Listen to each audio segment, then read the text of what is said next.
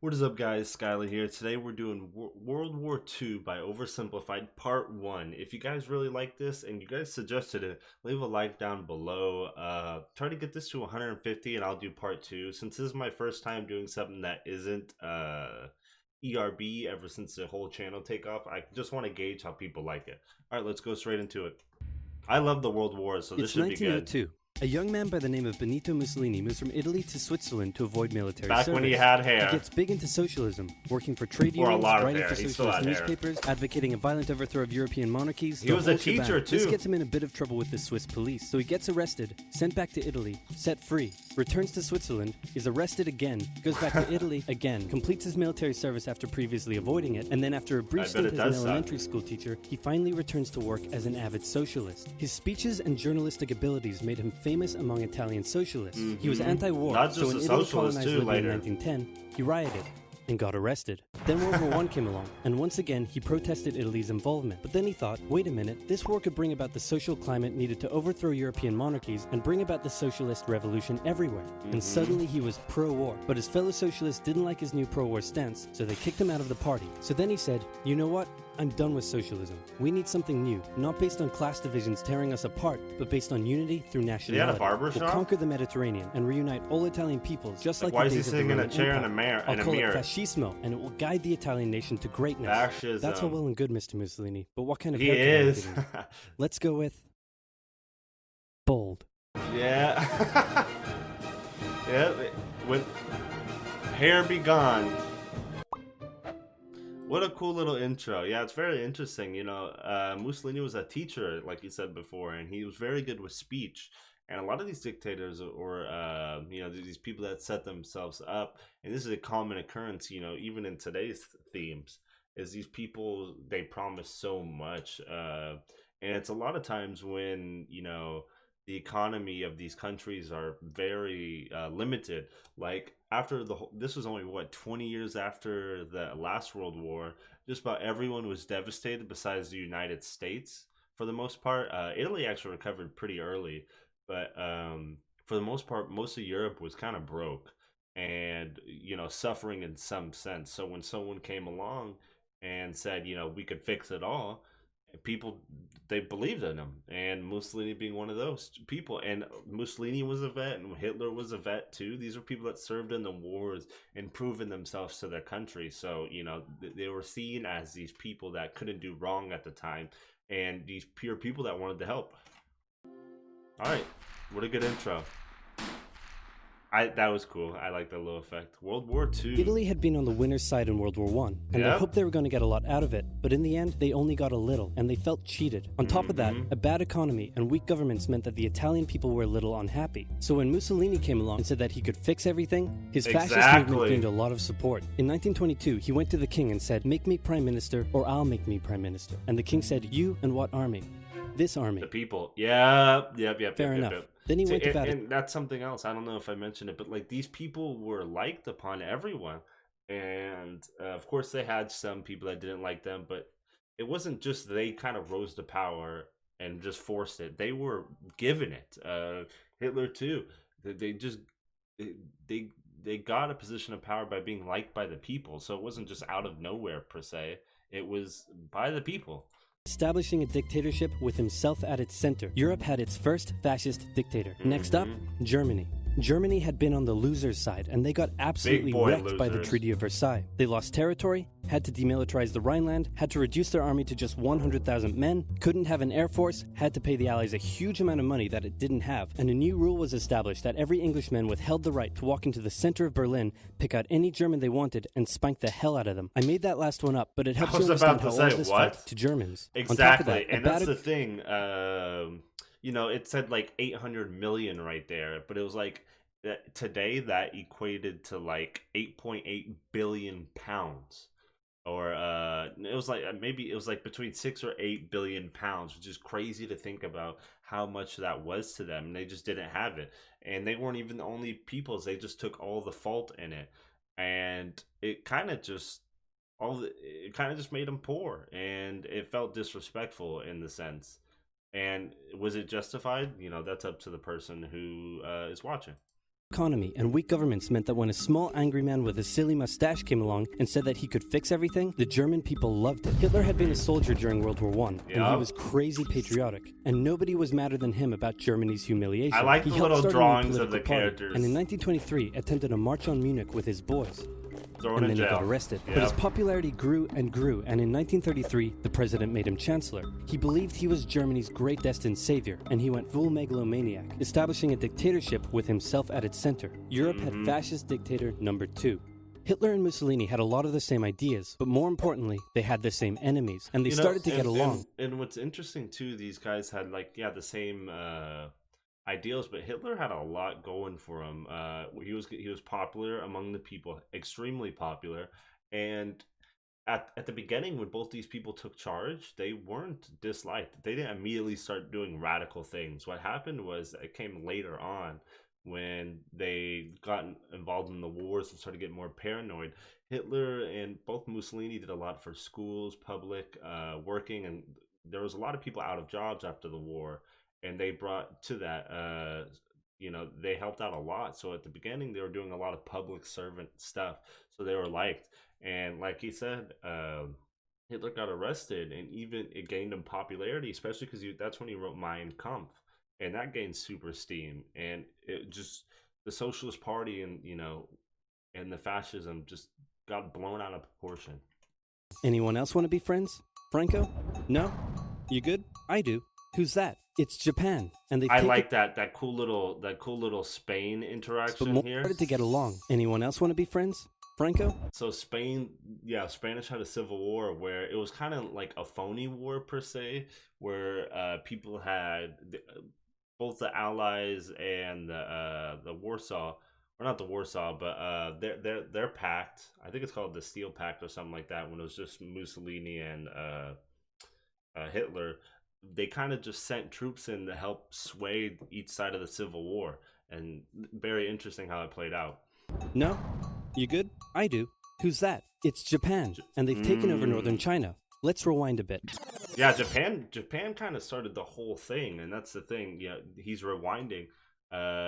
Japan was was actually a lot stronger than people thought. They participated in the war and kind of shown that they were a power people didn't know of. They beat Russia and humiliated Russia because at the beginning people were just like, Russia was the superpower that couldn't lose to small old Japan. And the thing is, Japan wanted extreme expansion because they didn't really have the materials to grant them that. So they were doing a lot behind scenes and crazy stuff too, especially to China. Japan had isolated itself from the rest of the world for over 200 years until the Americans showed up and said, you're going to trade with us and you're going to like it. Then the Western powers imposed a bunch of unequal treaties, meaning Japan's economy was bust. They also had no natural resources, so they decided to go get some. They went to war with China to gain a sphere of influence over Korea, and they took a bunch of China's stuff. But then the West said, hey, cut that out. And since Japan couldn't take on the West, they said, okay, I guess we'll just go home. Wait a minute, what are you doing? Taking advantage of a weakened China and setting up spheres of influence. America was there too. They were in the Philippines. And you guys didn't let me have anything. We know. That seems unfair. We don't think so. Okay, see ya. So Japan thought, screw this, and went to war with Russia, and stunned everyone by actually winning. Then they fully annexed Korea, but they didn't stop there. In World War I, they took Germany's colonies and islands in Asia, and then in an incident that was maybe staged by the Japanese army, bombed out the Japanese train in Manchuria, giving them an excuse to launch an invasion and take over. And it was here's the situation. A gruesome invasion too. The stuff they did to the Chinese were crazy. They would rape people. They were gassing them, and that was and gassing was outlawed then. Bombing, before people didn't want, you weren't supposed to harm civilians. They were massacring civilians, bombing people. They were just treating them like animals while attacking, and they had just a superior force. China at the time was going through its own rebellion or its own civil war and was already cut in half. And surprisingly, Japan was doing so much damage to the Chinese that these people in mid-civil war came together and tried to fight them, but was just too outmatched at the time. Nazi Germany, Fascist Italy, and Japan all believe they're racially superior, all feel hostility towards the Allies, and all want to militarize and take over more stuff. And so they did. Let's start with Germany. Hitler hated the Treaty of Versailles, and now he was ready to begin undoing it. In complete violation of the treaty, the first Luftwaffe squadrons were set up, conscription was introduced, and he pimped up his army. The Allies did nothing. Then Hitler sent his army back into the demilitarized Rhineland, giving orders to immediately retreat if the Allies showed up. The Allies did nothing. Yep. With his military re-strengthened, he could now move on to step 2. Take over the world. He wanted to rapidly increase brain. the Aryan population, and to do so, he needed Lebensraum. Or in other words, he would have to take over the world. But for now, a good portion of Europe would do, and he began eyeing up his neighbors. The Allies finally started to get worried, so they implemented a fairly useless diplomatic strategy called appeasement, and it went a little something like this. Hitler would say, "I want that thing," and the Allies would say, "You can't have that thing." "Okay, you can have that thing, but no more. I want that thing." And repeat. And the thing was, like, you'd think, like, that's so dumb. That is such a dumb idea to do.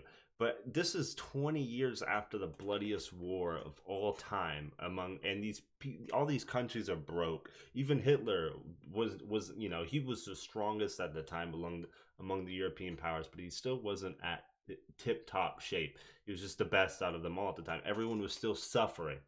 And so everyone wanted to avoid a war at all costs, and that's what they were trying to do. And, it didn't work out. And do you think it could have been avoided if France and British or the Britain were trying to showed force at the beginning? Maybe, but they just didn't have the ability to. Both UK, France, and the United States cut their armies a little bit after the war. They thought it was done. We weren't going to have a war like that. Everyone learned their lesson. Clearly, history repeats itself. 1938, Hitler's army marched into Austria. I didn't hear what it said. And the Allies would say, "You can't have that thing." "Okay, you can have that thing, but no more. I want that thing." And repeat. In 1938, Hitler's army marched into Austria and just took it with no resistance. Invasion. Boom. This is Germany now. Next, he demanded to be given the Sudetenland, an area of Czechoslovakia with many ethnic Germans. The Allies held a meeting with Hitler in Munich and said, "Look, we're going to give you what..." "Hang on. This meeting is about my territory. Shouldn't I come to the meeting too?" "Anyway, we're going to give you what you want." "Really?" Notice how United States isn't just like there that? yet either. Yep. "What's the catch?" "Just sign this piece of paper promising you won't invade the rest of Czechoslovakia." "Okay." Then Chamberlain returned home victorious, waving his signed piece of paper in the air, declaring crisis to be averted and the continuation of world peace. And we built a statue of Chamberlain in his honor, and every day on the 30th of September we celebrate Chamberlain Day. Hitler's invading the rest of Czechoslovakia. Yeah. What? He's invading the rest of Czechoslovakia. Oh.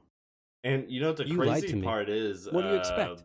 he'd even invade the rest of. How it showed Hitler invading the world left. peace, and we built a statue of Chamberlain in his honor, and every day on the 30th of September we celebrate Chamberlain Day. Hitler's invading the rest of Czechoslovakia. Watch how it goes from the left side. He's invading the rest of Czechoslovakia. He actually did it the other way. The right side of Czechoslovakia at the time, Slovakia, they were kind of going through their own civil war too, where the right side actually was very pro-Hitler and wanted protection from Hitler. So he actually just moved along the right side and just surrounded it and engulfed it. That's just how it happened. And like he said at the time, it was welcomed. It was still a bloodless invasion. Both of them were.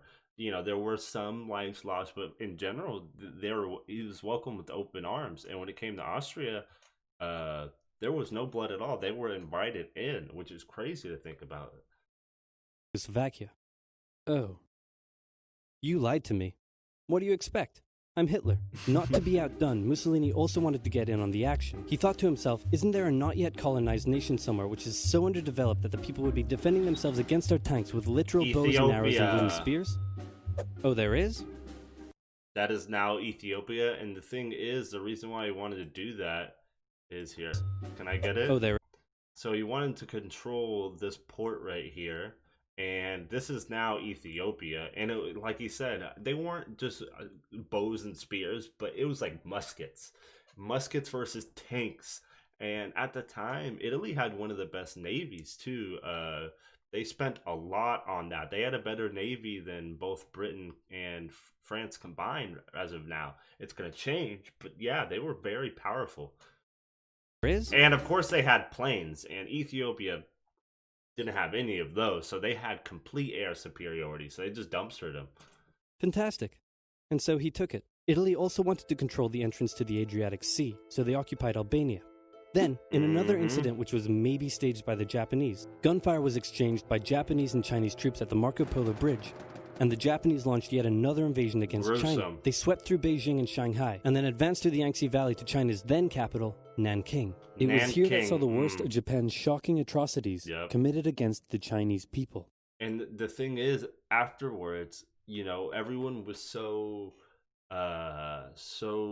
enveloped with Hitler and what he was doing about the Nazis. What Japan did to the Chinese was overshadowed. It wasn't looked upon, but it was gruesome. Some would consider it worse what they did. It was pretty crazy. And afterward, World War II, they didn't claim it. They destroyed history books. They didn't want nothing to do with it. They just wanted to hide it. Back in Europe, Germany and Italy made their relationship status official by signing the Pact of Steel. Then, Hitler turned his eyes towards Poland and the hated Polish corridor, splitting Germany in two. Man. At this point, the Allies really had to put their foot down, and they warned him that an invasion of Poland would mean war. Hitler had planned to continue his advance eastward, but he didn't want to end up fighting a war. And another thing at the time, Hitler realized after he could take all of this land and after the Allies were like, no, you can't do it, and him doing it anyway, that how weak the Allies really were at the time, how weak France was and Britain was after the war, which let him got big gains. He was like, we can do it. They're not stopping me, and they're clearly something is wrong with them. They have to be weak in some sense if they're not even trying. So he played out big game, but he didn't want to go against Russia. Two-front war, he learned from last time. War on two fronts. So for now, he made an alliance with Stalin, saying, how about we both invade Poland and split it between the two of us, and I definitely won't not refrain from not betraying you sometime in the future. Sounds good. This new alliance stunned the West. On the 1st of September 1939, German troops entered Poland, and Britain and France declared war on Germany. I don't want to pause too much. The Poles fought hard, but they were no match for the two giants crashing crashing down down hard. from either was side. Really good. Then came a period known as the phony war, where everyone just sort of sat around not doing much. The French had... Okay, while they're talking about not doing much, the very interesting thing about it is people were extremely shocked. They never saw it coming. Hitler really did not like communism. Fascism was the God-sent way. He didn't like the capitalists or, any other ways of doing it, but he hated communism. So the fact that he created a non-aggression pact with Russia was crazy.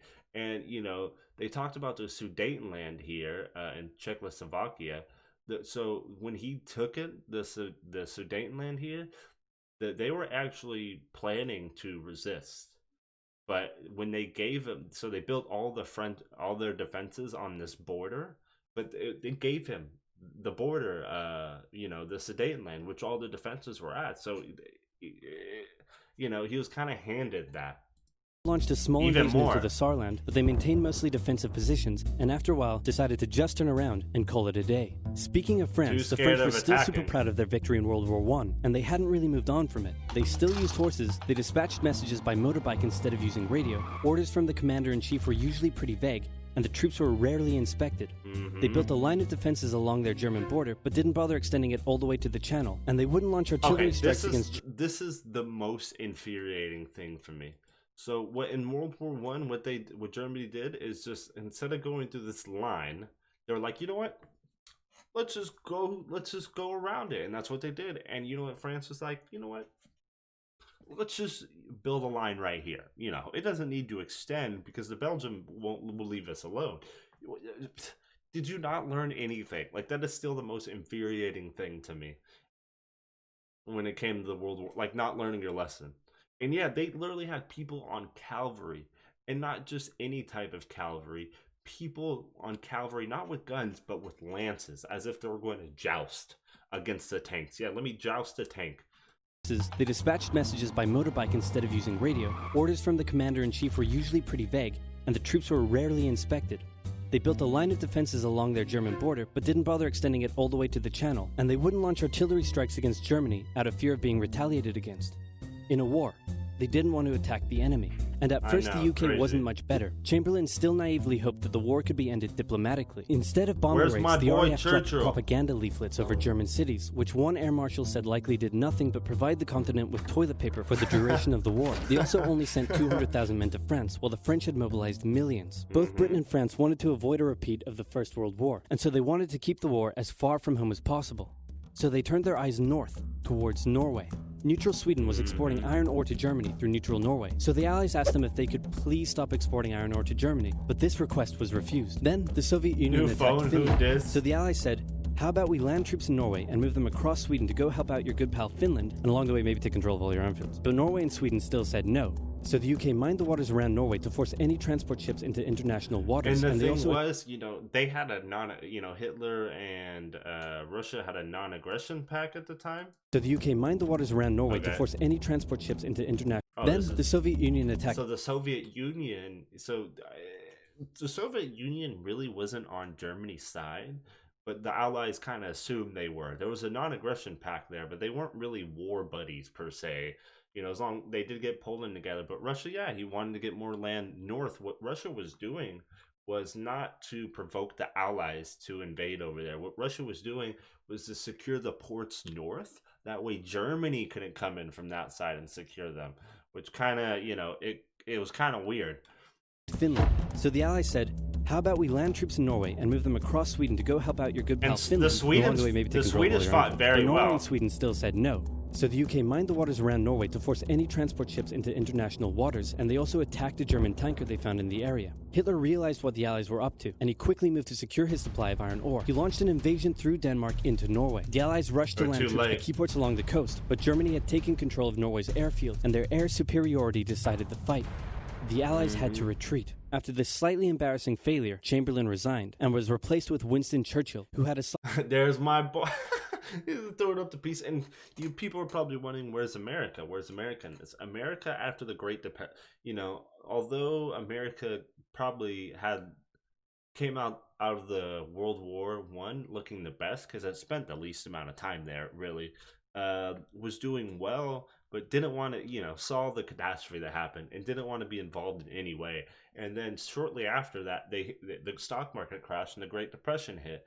So they weren't really capable. They were more capable than France and Britain, but they didn't want to get involved. They were so isolated. They wanted nothing to do with it. So, and it had to be desperate measures for them to get involved. My homie Winston Churchill. Approach to dealing with the Germans. Hitler's overall strategy was similar to Germany's First World War strategy. Attack France, defeat France, knocking out the UK in the process, then turn on the Soviet Union and win the war. During the phony war, the Allies had given Hitler time to prepare his forces. Now, he was ready to attack. The Allies had wanted to place troops in Belgium, but Belgium had refused, and in a move that surprised pretty much no one, Hitler launched an invasion to get around France's... And that's the thing. So this was when the Blitzkrieg came out. So they did this whole fake... It was an invasion, because of course they wanted this in the ports here, but they actually decided, hey, you know what? We're going to go through underneath. Why all their defenses... Is there a little bit less of a zoomed out view that I can talk about? Okay, so... World War strategy. Attack France, defeat France, knocking out the UK in the process, then turn on the Soviet Union and win the war. During the... Okay, perfect, right here. So their defenses right here, the Maginot Line, they didn't want to touch it. Of course, it was heavily defended. And right here, in this little area, there was a bunch of hills, trees, somewhere that they considered impenetrable to them. So it was not very guarded. It wasn't very guarded. And what happened was when they invaded right here into Belgium, this to the left, it was an invasion, but it wasn't where all their forces were. They decided to send that kind of as bait, which forced all of the people to go back, which flooded the streets, so they were immobile and the Allies were stuck here, while their main Panzer Tank division, which is the fast Blitzkrieg, came around underneath and engulfed them. And that's when the Dunkirk took place. They penetrated just like nothing. These tanks, what they would do, there was rivers and trees. These tanks could take down trees, and they built bridges really quickly. They had engineers come along and build bridges. It was very sophisticated. And France and the UK, but specifically France, believed that tanks weren't just their own force. Tanks were to support the infantry, while Britain's tanks were, or not Britain's, Hitler's tanks were used as their own tank division, which made them a lot fast and enabled Blitzkrieg, along with the Luftwaffe, which was like the best air force at the time. War, the Allies had given Hitler time to prepare his forces. Now, he was ready to attack. I like the Allies this had video. wanted to place troops in Belgium, but Belgium had refused, and in a move that surprised pretty much no one, Hitler launched an invasion to get around France's defenses. The Allies charged into Belgium at full speed to meet the German invasion head-on, and it looked like a repeat of the First World War was coming. But this time, Hitler had a trick up his sleeve. Yeah, they didn't want to do As what the happened. Germans advanced, they sent thousands of refugees westward, slowing down the Allies. Then, to the south, the French had left the Ardennes, an area full of hills and forests, pretty underdefended, because they thought it was naturally impenetrable. Well, the Germans were about to penetrate it with everything they had. They smashed 50 Wehrmacht divisions through and encircled the Allied armies at lightning speed. The best of the Allied forces were now trapped. The Germans squeezed in from all sides, taking out France's best armies and nearly wiping out the British too. But they managed to make a desperate last-minute escape at Dunkirk, with British civilian ships even making the perilous journey. A lot of them got sunk too. With most of the French forces depleted, the Germans breezed through, taking Paris, and France fell. What the Germans couldn't do in World War I, Hitler had done just like that. Hitler hoped that with the fall of France, the UK would also lose hope and sue for peace. But Exactly. Never surrender. Shout out to the homie Churchill. But the interesting thing is, what he did, it made it UK seem like they were all on their own, and they kind of were. There were still rebellions going on in France, and a resistance. But the UK was trying their best to make France not give up, but France did give up. They kind of had to, and they actually allowed France to continue. They kind of set up a dummy state, which made it look like France was on their side, or was on Germany's side, and they weren't not only fighting Germany, but they were fighting France now too. So it was kind of oof. Like the UK people have had some very strong will. That with the fall of France, the UK would also lose hope and sue for peace. But quite annoyingly, it didn't, and he needed to secure the Western Front, so he tried to force them into submission with mind games. The UK were now all alone, and Hitler wanted to emphasize that. First of all, just before France fell, Italy finally declared war on the Allies, making the UK's situation even worse. Next, instead of just occupying all of France, Hitler occupied the coastal areas for defense, but allowed France to continue its existence as a German puppet state. This way, it looked like the UK's old ally had decided to switch sides. Yeah. Hitler also hoped that the UK wouldn't attack any of her old allies' navy bases or colonies in Africa, giving Hitler an extra line of defense to the south. But the UK made sure to respond to this by sailing down to France's navy base in Algeria and wrecking a bunch of ships. So have at it. Hitler then began laying down plans for an invasion of Great Britain before German troops could land on British soil. Wait, what did that say? This way, wrong way, not us. At first, when I saw this, I was like, U.S., the United States, but no, us, not us. Okay, fascinating. Yes, observe this. Of Great Britain. Before German troops could land on British soil, he would first need air and naval superiority across the Channel. Waves of German bombers came, while the completely outnumbered RAF worked bravely around the clock in an attempt to quell the German attacks. At first, the Luftwaffe targeted British ports and coastal facilities. Then it attacked RAF bases, crippling the RAF's ability to defend the nation. And it looked like Hitler's Great British invasion was coming. But then, Churchill ordered a small, pretty insignificant bombing raid over Berlin. It didn't do much damage, but Hitler was furious, and he immediately ordered the Luftwaffe to refocus its attacks on civilian targets in London. Children were sent off to the countryside, away from their parents. Lord of the Flies. If you guys know how Lord of the Flies happened, it was during the World War. If you guys ever read that book, where the Britons were sending their kids away, that way they wouldn't be killed, because while they said bombing over the cities, they were bombing the cities daily, and sometimes multiple times a day, where they would hide bomb shelters, or people would go in like the metro, the underground train stations, the tubes, and hide there. So it was crazy times, and think about living in that scenario. To avoid danger, and frequent trips to air raid shelters became a daily occurrence. But British morale held firm. Smiling, knitting, lounging casually, these people have balls of steel. This refocusing on London also gave the RAF breathing space to reorganize, so Hitler kind of shot himself in the foot there. Just the foot for now.